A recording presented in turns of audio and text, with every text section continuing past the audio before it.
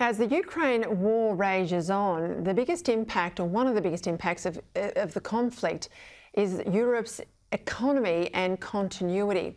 The EU have announced their latest crackdown on Russian oil, banning 3/4 of oil imports immediately, and that's set to become 90% by the end of the year. But the economic pinch is really starting to bite. And joining me now, my Wednesday night international panel from Adelaide, former Senator, Sky News host Cory Bernardi, and from Melbourne, former Labor MP Michael Danby. Cory, I mentioned this just before the break. We hear now that Gazprom, the Russian gas player, it's cut off gas supplies to Denmark's largest energy company, and now, of course, Shell too in Germany, your own state of South Australia. They had this bogus climate emergency declared yesterday. I mean, this is the real thing. This is an energy emergency, isn't it? Well, that's right. And unfortunately, I think Australia's creeping into one as well. But in Europe, Russia has all the cards. They control the pipelines.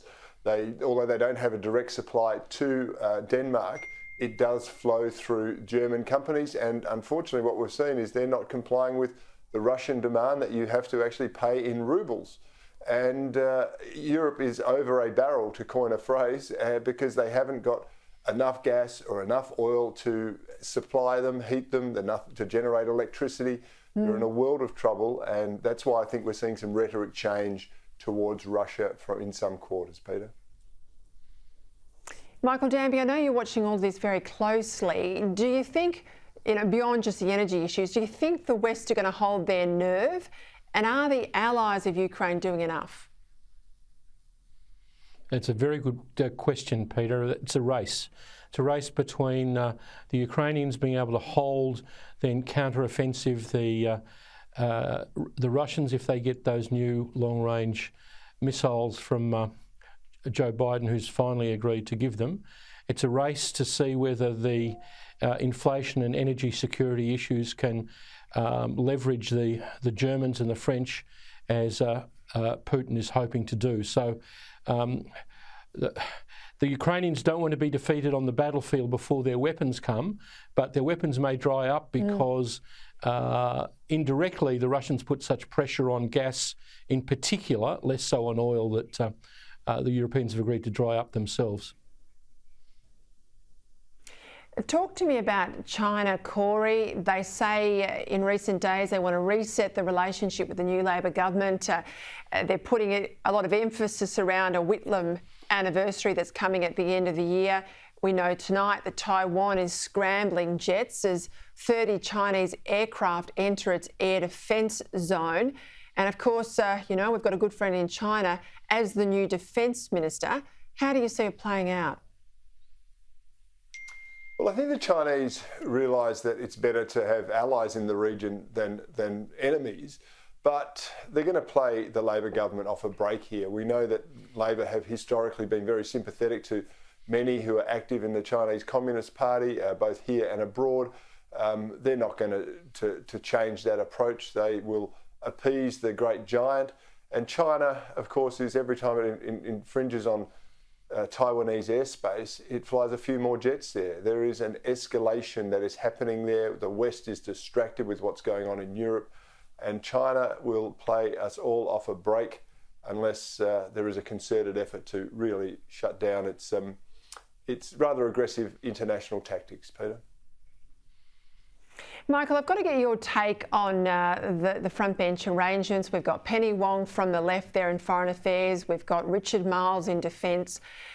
We've got a change now with Home Affairs. Interestingly, I said last night the administrative orders will be interesting. I've picked up that the AFP, now no longer in Home Affairs, has been moved back under Mark Dreyfus in the Attorney General's portfolio. Claire O'Neill's never been even the most junior of junior ministers. She's got the challenge of Home Affairs. Add in China, which is hugely significant. How do you think they're going to go?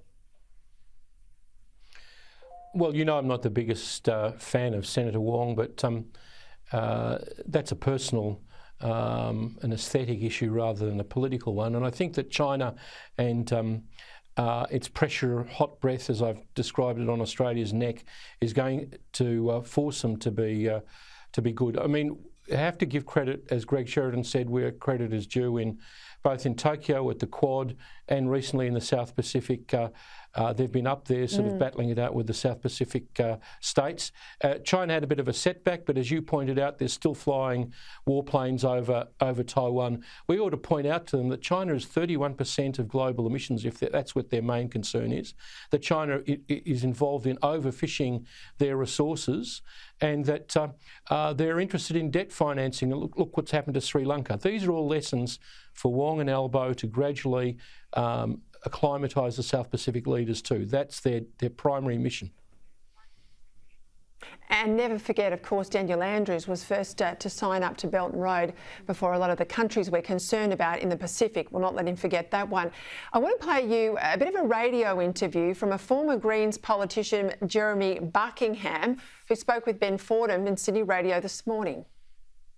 We've been contacted by Jeremy Buckingham. Now, Jeremy Buckingham represented the Greens in the New South Wales Upper House for 8 years, between 2011 and 2019. You may remember the name. Jeremy Buckingham says the new Greens are ultra-left and self-declared militant revolutionaries. Quick comment from you both before we go. Cory Bernardi. I love green on green attacks. I think it's important. And they are the watermelons. They are green on the outside, but inside they are crimson red of communism. And that's what they want for this country. Michael Danby. He's dead right, Jeremy Buckingham. The problem is that no one has noticed that the Greens have shifted even further left, particularly on China, just before this election.